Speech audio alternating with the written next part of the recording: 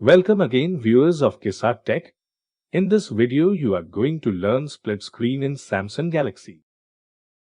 Open the tabs which you need to do in split screen.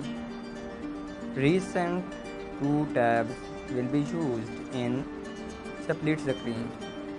Just tap on the icon of your application you got open in split screen view, and when you click on it, the app will be shown on split screen.